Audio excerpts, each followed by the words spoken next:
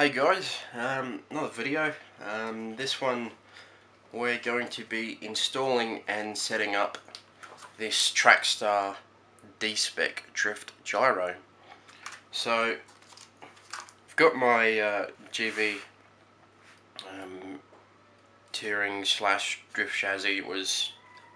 It's a mix of both, and I'm trying to set this up as much as I can to go drifting with. So I had some drift tyres. These just has my rubber tyres on it. With the plastic drift tyres on it, it's so hard to control. I mean, every now and then you can correct the steering movements, but for the most part you just spin out and crash and burn attempting to drift. So after doing a little bit of research, particularly with a rear-wheel drive drift setup, gyros are very much recommended. So that's what I've done. I've gone and bought a drift gyro. So let's we'll open the packet and let's take a look.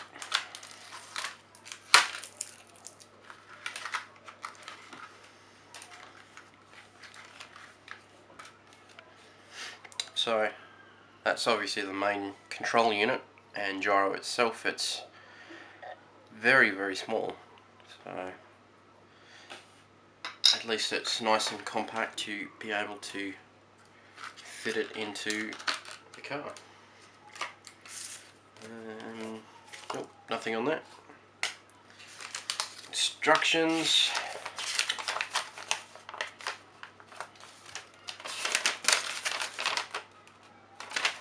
Awesome. Well, I'll have a read of those and we'll come back to setting it up. Okay, so in the meantime, I've bound a new receiver. It goes with my much better transmitter than I was using previously, so hopefully this should make a big difference when it comes to driving the thing as well. So, mounting the gyro unit. Some forums that I've read have said to mount it as close to the center of the car as possible. Some have said to put it in line with the servo. There's so many different things, but I think what's making sense at the moment is to put it more in line with the steering axis. So in the function of drifting, it would be more in line with what the steering's doing rather than what the car's doing. So we'll grab a bit double-sided tape. Velcro is not good. It will move with the Velcro, which will affect the gyro and not allow it to hold straight. So the gyro has to be mounted exactly square, but it can be in any 90-degree orientation, so it has to be pointing exactly straight, but the sides essentially have to be parallel with the center line of the chassis. So we also have these two cables. Now one is for gain. It comes from the gain port in the gyro and it goes to channel 3 in the receiver. The other one just simply goes from the gyro to channel 1, which is steering. Now from what I understand, this gain channel, I guess, what it does, instead of catching the slides, the gain essentially steers for you when you make the slight changes, and the gain will make it track straight. Now with drifting, what we want it to do is we want to be able to drive the car, but we want the gyro to catch the initial point of the counter steering movement, which in drifting is so fast that you're very unlikely to catch it 100% of the time, which is why they go to gyros. So I'm only going to use the just the servo and not use the gain. So your servo goes into the gyro and it goes into the servo port, just like so. Then this one goes into a port called receiver, and it obviously comes down to your receiver. I'll tidy up this wiring a little bit later. I tend to be very picky about messy wiring. Actually, I'll get a bit of double-sided tape and I'll fix that in there now.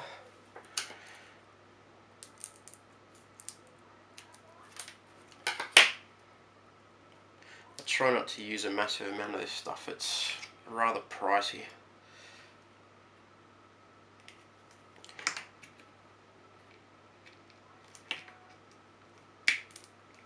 Okay, so that's fixed on there like that. Obviously, just being temporary, I want to be able to calibrate the unit. Okay, so we'll turn transmitter on.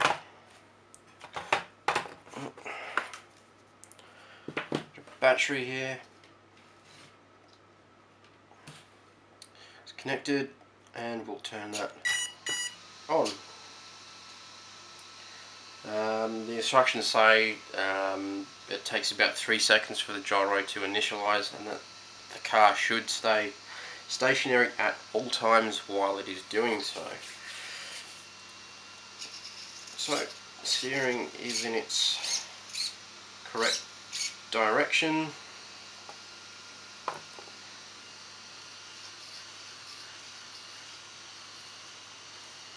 So you can see there, and what it's doing is when I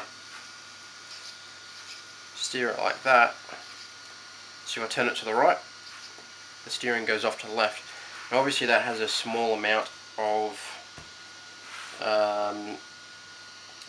gain in that, so it's not correcting a massive amount.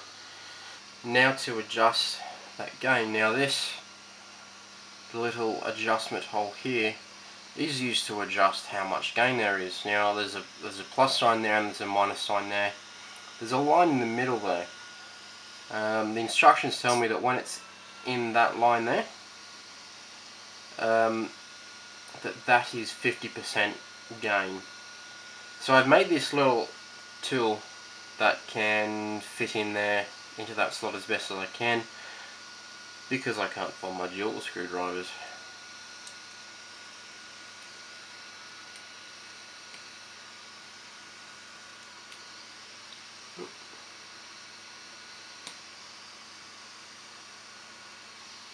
Okay, so that's now like that. As you can see, we're getting much more gain out of that. So, I guess all that's left is really to go and try it. So, we shall do that. Okay, so, got everything sitting here, transmitter's on, turn the switch on, wait for the gyro to initialize, which it has, and now we'll get practicing.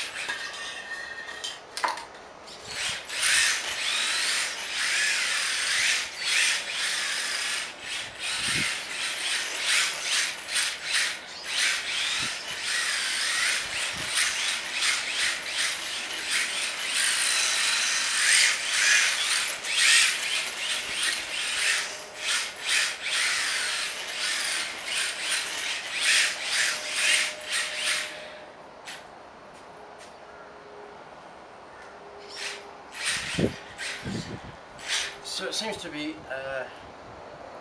quite touchy with the throttle, not quite enough grip in the front. So I'm just going to turn the gains up. I'm going to experiment here a little bit and see what that does.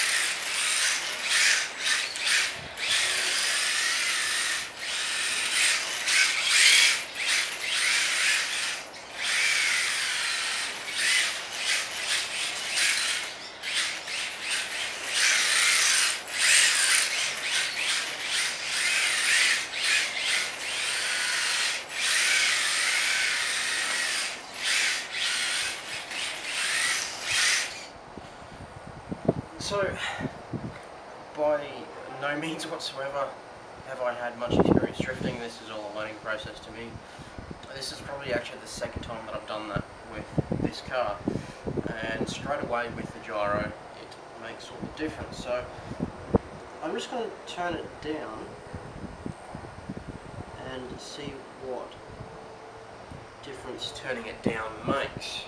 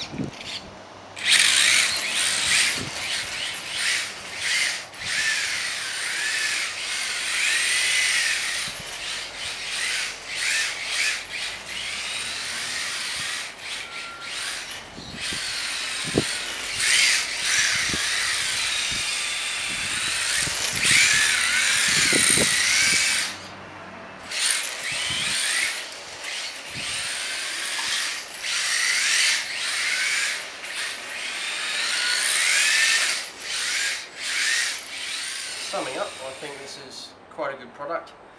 Obviously my novice fingers aren't doing it any justice, but I think it's going to be a great product.